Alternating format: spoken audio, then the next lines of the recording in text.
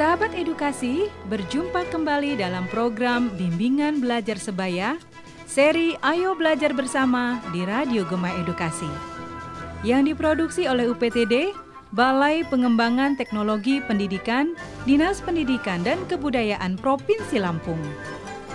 Kali ini, kita akan membahas mata pelajaran biologi untuk kelas 11 semester 2 dengan judul materi Sistem Imun.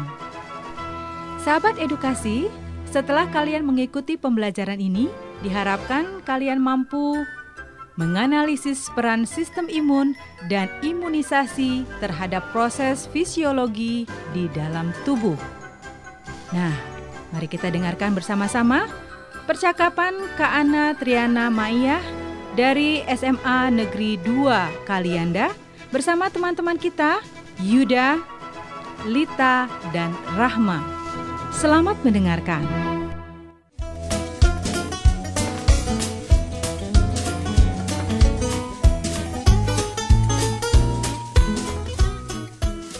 Ini pohon daunnya pada kering ya. Aku goyangin deh, biar daun yang kering pada jatuh. Ntar kamu sapuin ya, Rahma. Aduh, Rahma tolong aku dong. Ini ada apa sih? Masuk di kera baju aku. Ini geli banget. Mana lo? Mana? Coba sini, aku lihat. Ini nih buruan, aku nggak tahan. Ya ampun, ini ulet tahu. Aku buangin nih. Sabar ya. Nih, dikit lagi. Nah, dapat nih. Tuh, uletnya udah aku buang. Aduh, makasih ya Rahma. Iya, Tak.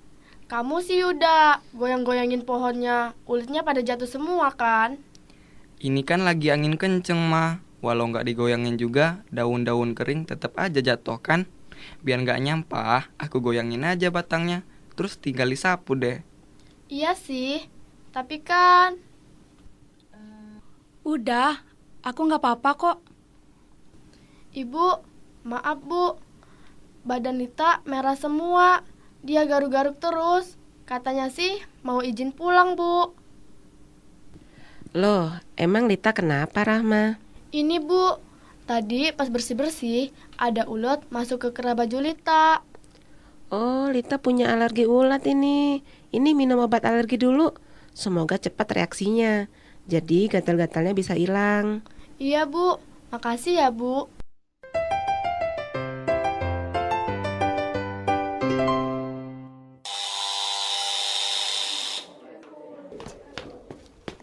Anak-anak, hari ini kita akan belajar mengenai sistem imun. Ada yang tahu nggak apa itu sistem imun? Saya, Bu. Sistem imun yaitu sistem yang membentuk kekebalan tubuh dengan menolak berbagai benda asing yang masuk ke tubuh. Wah, bener nih Yuda. Benda asing yang bisa masuk ke tubuh kita itu sangat beragam. Ada debu, serbuk sari tanaman, udara dingin, zat kimia, virus, bahkan bisa juga organisme. Kayak saya kemarin, Bu.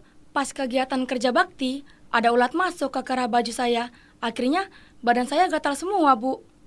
Iya, Lita, rasa gatal itu merupakan wujud dari inflamasi akibat kerja dari sistem imun tubuh. Emang fungsi sistem imun itu apa, Bu? Ada yang bisa jawab nggak? Saya, Bu. Fungsi sistem imun adalah yang pertama, pembentuk kekebalan tubuh. Yang kedua, penolak dan penghancur segala bentuk benda asing yang masuk ke dalam tubuh. Yang ketiga, pendeteksi adanya sel abnormal, infeksi, dan patogen yang membahayakan. Dan yang keempat, penjaga keseimbangan komponen dan fungsi tubuh. Wah, benar sekali Rahma. Untuk melindungi tubuh, sistem imun bahkan membentuk beberapa lapisan pertahanan dalam tubuh.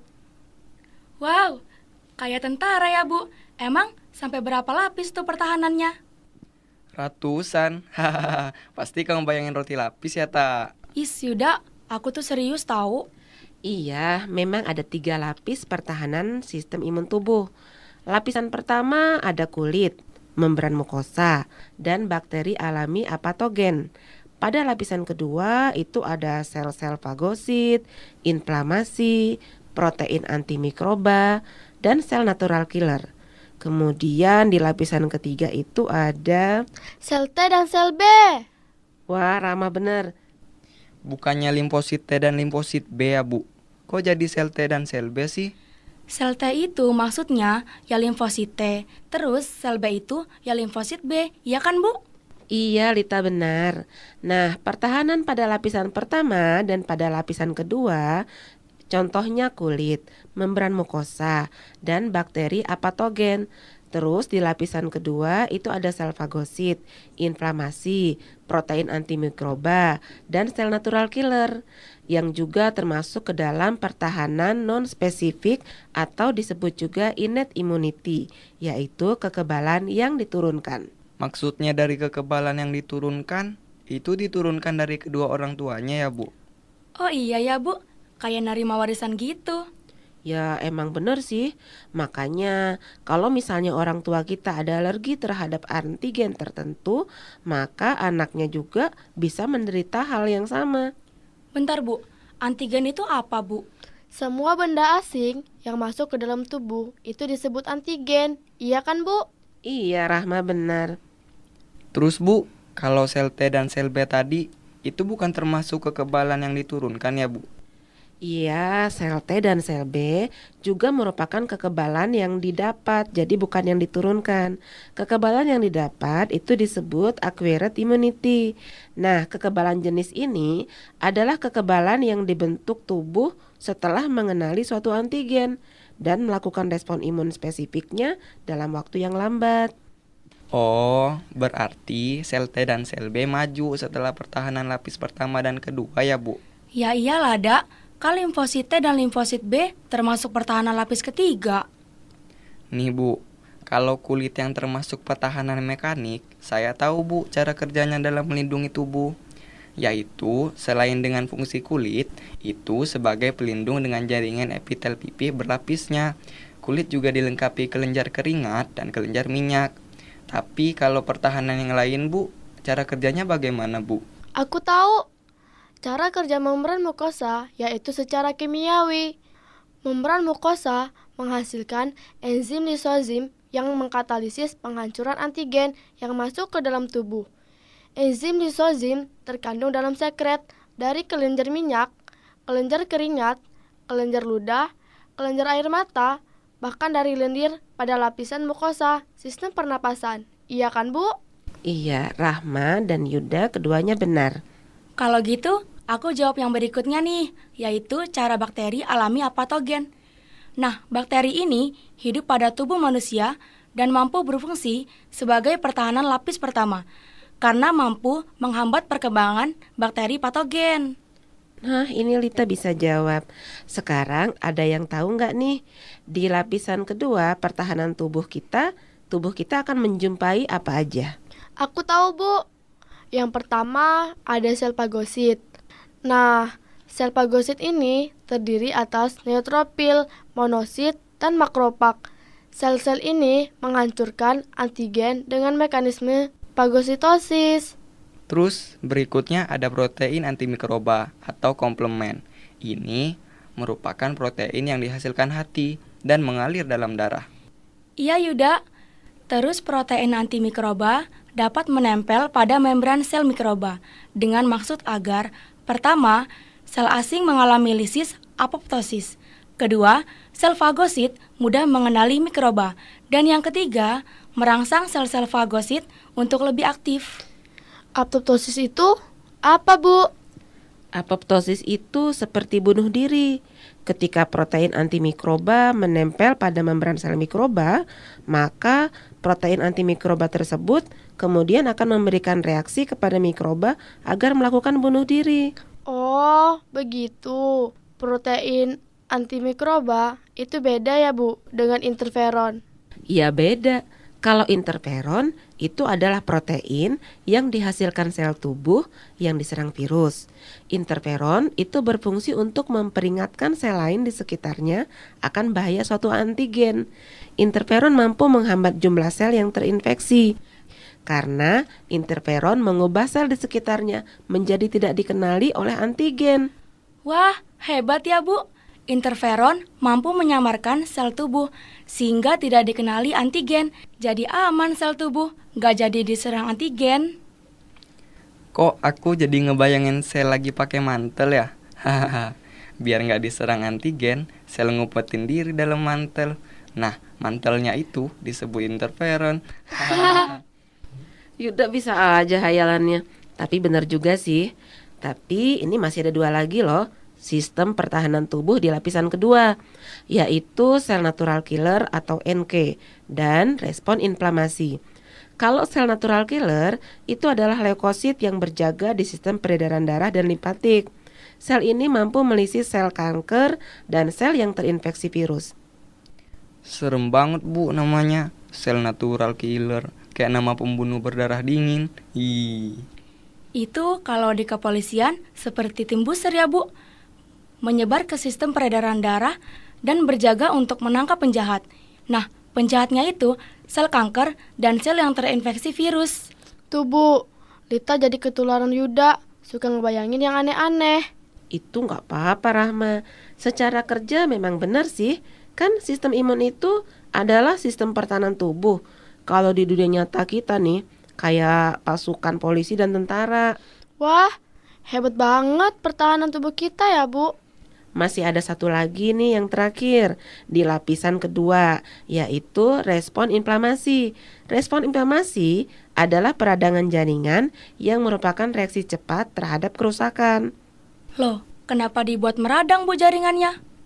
Iya, itu karena fungsi inflamasi itu sendiri adalah untuk membunuh antigen yang masuk, untuk mencegah penyebaran infeksi, untuk mempercepat proses penyembuhan.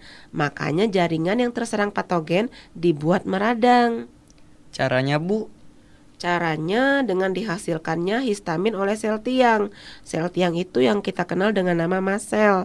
Atau dihasilkannya kemokin oleh sel fagosit. Sel fagosit itu misalnya makrofag yang berada di jaringan. Reaksinya akan menyebabkan tanda seperti warna kulit memerah. Nah, warna kulit memerah itu disebabkan oleh terjadinya proses vasodilatasi pembuluh darah. Atau bisa juga timbulnya rasa panas. Rasa panas di tubuh ini juga merupakan reaksi inflamasi yang diakibatkan oleh aliran darah yang menjadi lebih cepat. Lalu rasa sakit, ini juga merupakan reaksi inflamasi yang timbul akibat pelepasan zat kimia dan tertekannya sel-sel saraf. Oh, begitu ya Bu.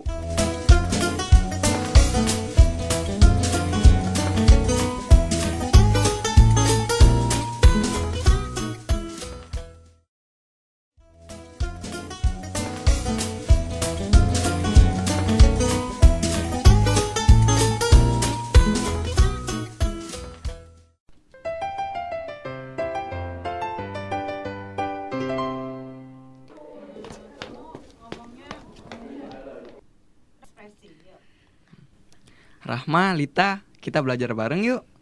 Aku masih penasaran nih masalah sistem imun kemarin. Penasaran apanya lagi dah? Kan udah dijelasin sama Bu Ana. Belum semua dijelasin, Ma. Kan kemarin cuma membahas kekebalan yang diturunkan, yaitu pada pertahanan lapis pertama dan kedua aja. Iya, emang belum semua dijelasin, Ma. Apalagi ya yang belum dijelasin? Itu loh, yang pertahanan lapis ketiga, Ma. Kan ada 3 lapis pertahanan. Iya, bener tuh. Itu yang apa tuh? Yang accurate immunity, Ma. Atau kekebalan yang didapat. Oh, yang limfosit T dan limfosit B ya? Iya, benar. Kalau gitu, pulang sekolah kita ke rumahku aja yuk. Aku punya banyak buku biologi milik kakakku. Kebetulan kakakku sedang kuliah di Fakultas Kedokteran. Wah, keren. Ih, aku pengen banget jadi dokter. Ya udah, kita belajar dulu aja. Aku tunggu di rumah ya. Oke, siap. Tapi, Ma, siapin cemilan ya. Beres.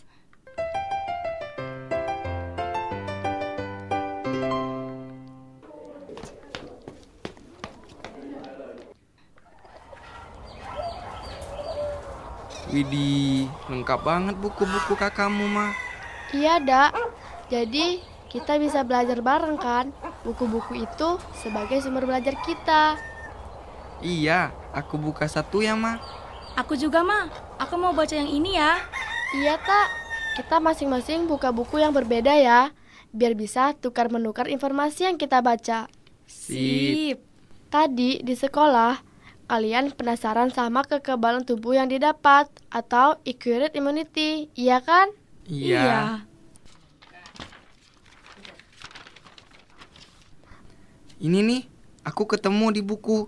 Jika acquired immunity itu kekebalan yang dibentuk tubuh setelah mengenali suatu antigen dan melakukan respon imun spesifik dalam waktu lambat. Komponen-komponen kekebalan yang didapat dilakukan oleh sel-sel limfosit B yang juga merupakan antibody mediated immunity dan sel-sel limfosit T yang disebut juga sebagai cell mediated immunity. Iya, Dak. Terus, antibody mediated immunity itu disebut juga dengan kekebalan humoral, yaitu kekebalan yang dibentuk dari pembentukan antibody oleh sel limfosit B. Wah, udah nyambung nih. Kekebalan humoral itu dilakukan setelah respon imunan spesifik berhasil dilakukan. Artinya, dilakukan ketika pertahanan lapis pertama dan kedua telah selesai. Iya, Ma. Tetapi, jika kekebalan lapis pertama dan kedua gagal menahan antigen masuk ke tubuh, maka turunlah pembentukan kekebalan di perantai sel atau cell mediated immunity yang dilakukan oleh sel limfosit T atau sel T. Wah, keren ya. Sel-sel dalam tubuh kita saling bahu-membahu mengatasi serangan antigen. Udah kayak perang di film box office nih. Iya, Tak. Antigen masuk akan melewati pertahanan lapis 1 dan pertahanan lapis 2. Kalau antigen menang, maka turunlah pertahanan lapis ketiga, yaitu limfosit T. Emang apa yang dilakukan oleh limfosit T terhadap antigen yang berhasil masuk itu, Ma? Kekebalan diperantarai sel dibentuk dari mekanisme penghancuran antigen oleh sel limfosit T. Kerjanya begini. Yang pertama, antigen yang lolos dari sel fagosit akan dipagositosis oleh sel-sel tubuh. Kan di dalam sel-sel tubuh kita ada organel lisosom tuh. Nah, lisosom itu yang akan menghancurkan antigen. Yang kedua, penghancuran antigen oleh lisosom. Sel-sel tubuh akan menghasilkan fragmen-fragmen. Fragmen yang telah dipagositosis tidak bisa dicerna oleh sel-sel tubuh. Yang ketiga, fragmen tersebut kemudian ditampilkan pada sel-sel tubuh untuk diambil pesannya oleh sel T sitotoksik melalui molekul MHC kelas 1. Kemudian, sel limfosit T akan membentuk kekebalan yang diperantai sel dengan melisis sel tubuh yang diserang, sehingga mengalami apoptosis, atau sel tubuh tersebut akan melakukan bunuh diri. Oh my god, sampai segitunya pengorbanan sel tubuh yang terserang ya. Iyalah, daripada merusak sel-sel lain. Salut banget deh sama sel-sel tubuh kita. Pertahanannya keren. Tapi, Ma, MHC itu apa, Ma? Kok ada kelasnya? Di buku ini dijelaskan jika limfosit mengetahui asing atau tidak asingnya suatu molekul. Suatu molekul itu melalui protein penanda yang disebut MHC atau Major Histocompatibility Complex. Jadi, molekul MHC adalah protein yang terdapat pada membran sel di dalam tubuh yang dianggap tidak asing. Suatu antigen yang tidak mengandung molekul MHC akan dianggap asing. Oh, begitu. Terus kelasnya, Ma? Gimana tuh maksudnya? Bentar. Aku aja yang cari jawabannya ya.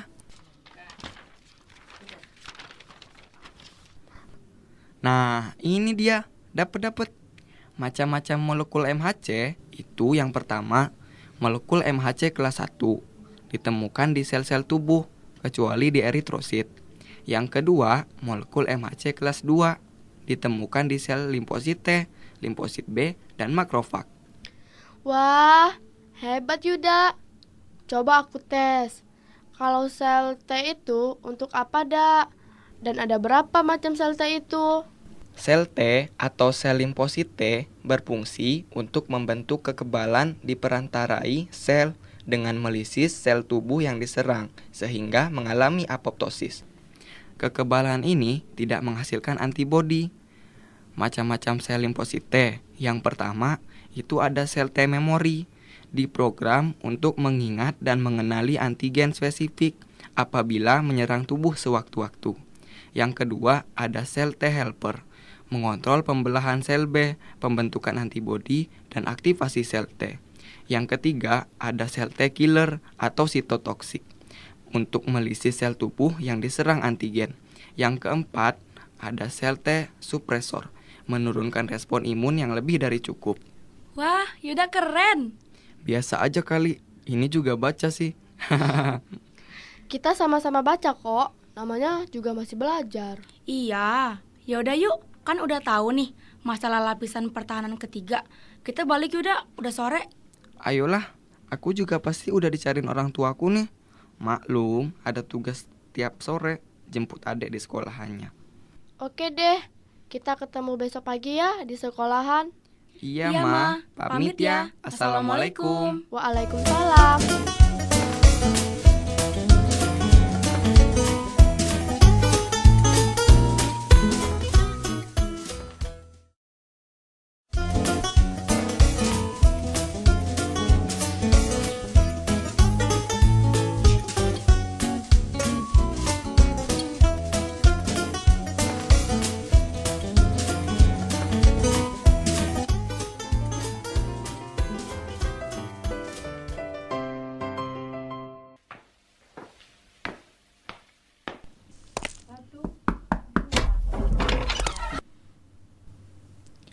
Maaf Bu, saya terlambat. Tadi pagi saya mengantarkan ibu saya yang akan mengimunisasi adik saya yang kecil ke posyandu. Oh iya, nggak apa-apa. Emang adikmu umur berapa, Yuda? 2 bulan Bu, saya punya 2 adik. Yang pertama usia 7 tahun, yang kedua usia 2 bulan Bu. Oh begitu, ya sudah, Yuda boleh duduk. Baik Bu. Ibu, tadi Yuda di kelas berkata kalau dia habis mengantarkan adiknya untuk imunisasi, Bu. Imunisasi itu buat apa, Bu? Imunisasi itu adalah proses untuk membuat seseorang imun atau kebal terhadap suatu penyakit. Proses ini dilakukan dengan pemberian vaksin yang merangsang sistem kekebalan tubuh agar kebal terhadap penyakit tersebut. Oh, begitu ya, Bu. Iya Bu, kata ibu bidan yang mengimunisasi adik saya, katanya supaya tubuh adik kebal terhadap penyakit. Tapi kan Bu, bisa juga kita memperoleh kekebalan setelah sakit sebelumnya. Misalnya, kalau udah kena cacar, maka tubuh kita selanjutnya akan kebal terhadap penyakit cacar. Iya Yuda, kamu benar sekali. Sebenarnya kekebalan itu ada 2 macam. Yang pertama kekebalan aktif, yaitu kekebalan yang dikembangkan oleh tubuh kita. Nah, yang kedua kekebalan pasif, yaitu kekebalan yang dibuat oleh tubuh organisme lain. Coba Rahma cari di buku, apa itu beda kekebalan aktif dan kekebalan pasif? Bentar Bu, perbedaan aktif dan pasif yaitu yang pertama, dari ingatan imunologis, kekebalan aktif dapat mengingat, sedangkan kekebalan pasif tidak dapat mengingat. Yang kedua, dari contoh alami.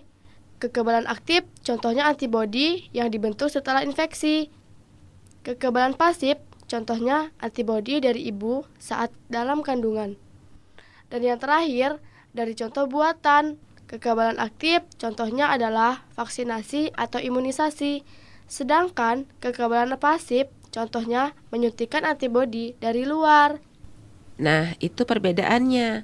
Maka imunisasi termasuk ke dalam kekebalan aktif buatan. Oh, begitu. Emangnya isinya vaksin itu apa, Bu?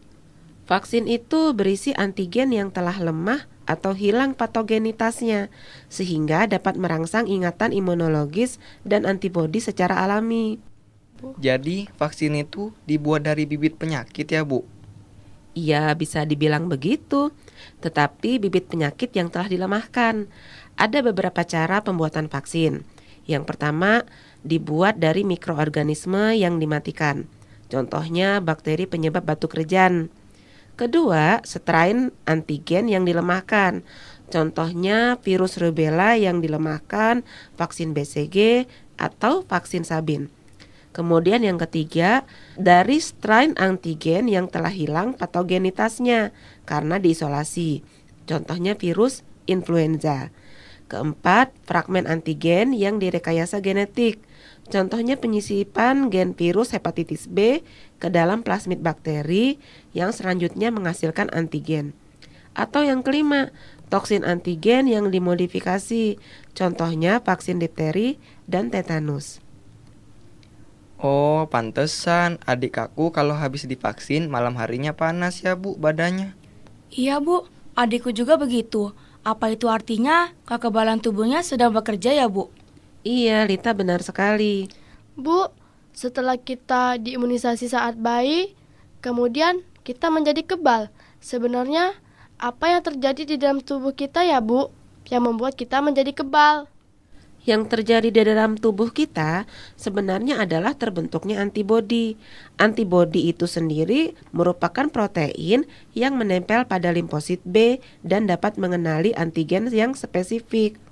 Antibodi itu sama nggak Bu dengan imunoglobulin? Sama, antibodi disebut juga imunoglobulin atau disingkat IG karena mengandung protein alfa globulin. Apa antibodi hanya bisa diperoleh dari imunisasi ya Bu? Coba Rahma cari di buku macam-macam kelas antibodi. Iya Bu, sebentar.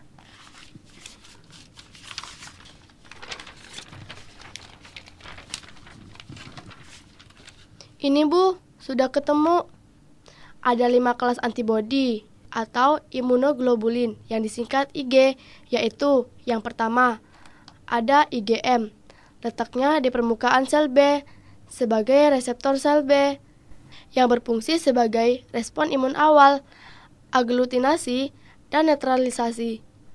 Yang kedua, yaitu IgA, terdapat pada ASI, air mata, ludah, lendir, yang berfungsi sebagai pembentuk kekebalan pasti bayi, aglutinasi, dan netralisasi. Yang ketiga, yaitu IgG, terdapat pada jaringan, darah, yang berfungsi sebagai respon imun antigen yang sama. Yang keempat, IgD, terdapat pada permukaan sel B, yaitu sebagai reseptor sel B, yang berfungsi dalam meningkatkan pembelahan sel B. Yang kelima, yaitu IgE, terdapat pada jaringan yang berfungsi sebagai reaksi alergi, aktivasi histamin dari basofil dan sel tiang. Oh, berarti kemarin pas kita bersih-bersih di bawah pohon dan Lita kejatuhan ulat dari pohon, kemudian badannya jadi gatal dan merah-merah, itu gara-gara IgE ya Bu, sebagai reaksi alergi.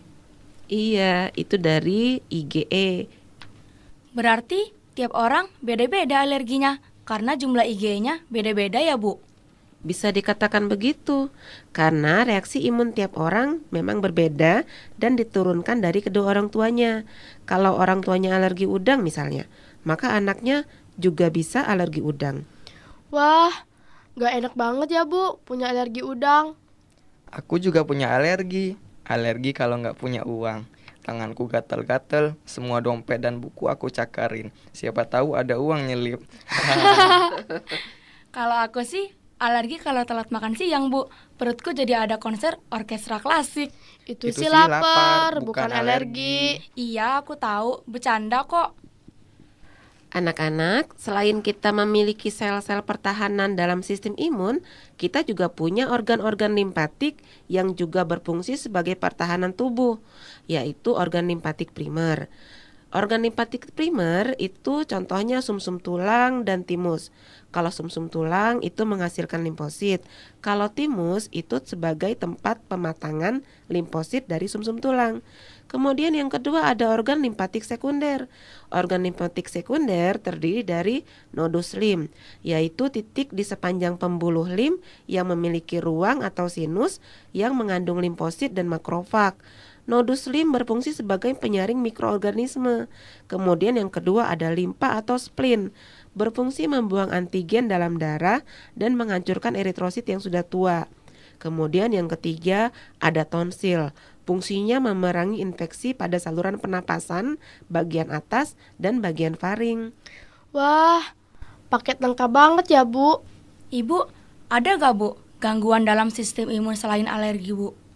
Masih ada, Lita. Contohnya pada penyakit anafilaksok. Itu adalah alergi tingkat tinggi di mana seluruh bagian tubuh akan mengalami inflamasi. Kemudian yang kedua ada defisiensi imun. Defisiensi imun yaitu tidak bekerja atau terganggunya salah satu atau seluruh komponen sistem imun.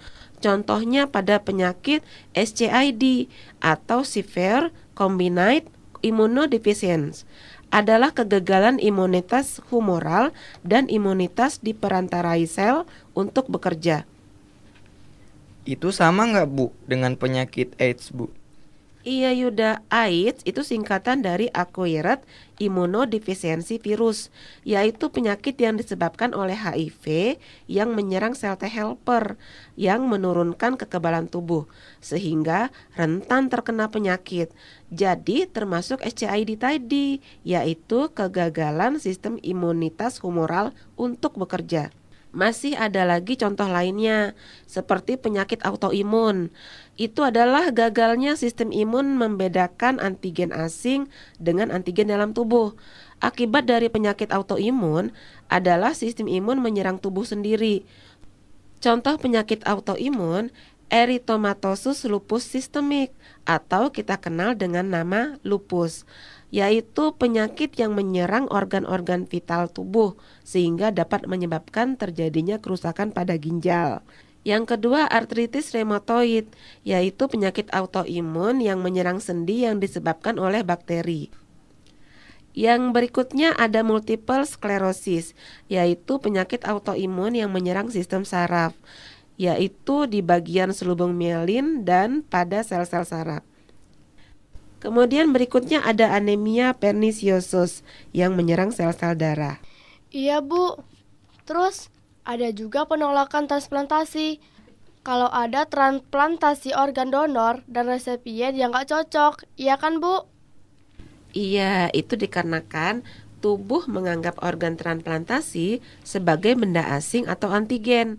Agar tubuh dapat menerima transplantasi, biasanya pasien diberikan imunosupresan, yaitu untuk menekan sistem imun sementara. Oh, begitu. Bu, ini di buku ada satu lagi Bu, yaitu erythroblastosis fetalis. Apa itu Bu? Erythroblastosis fetalis adalah kelainan yang muncul akibat perkawinan suami istri yang beda resus darahnya. Misalnya istri dengan resus negatif dengan suami yang resusnya positif. Maka pada kehamilannya terjadi penolakan tubuh ibu terhadap bayi dari resus positif tersebut. Seiring dengan membesarnya janin, perlawanan akan semakin pesat. Walaupun anak pertama dapat lahir, namun bayi kedua biasanya nggak bisa berkembang lagi karena sudah tingginya tingkat penolakan. Tubuh ibu akan menganggap bayi tersebut sebagai antigen, sehingga pasangan pada resus tersebut hanya bisa memiliki satu anak saja. Subhanallah, begitu ya Bu.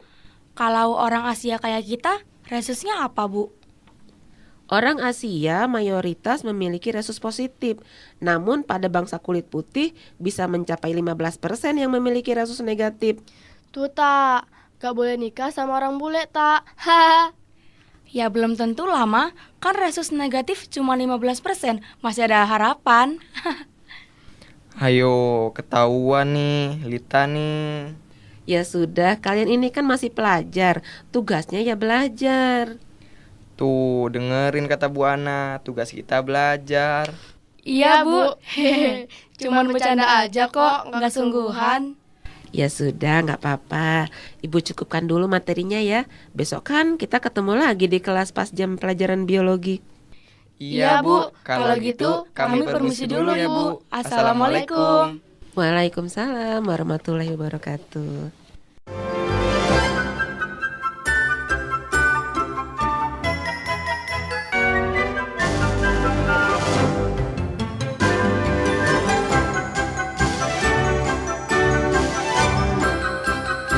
Nah, sahabat edukasi, demikianlah pembelajaran kita dengan judul materi sistem imun. Mudah-mudahan bermanfaat dan jangan lupa untuk mengulang kembali pembelajaran yang sudah diberikan.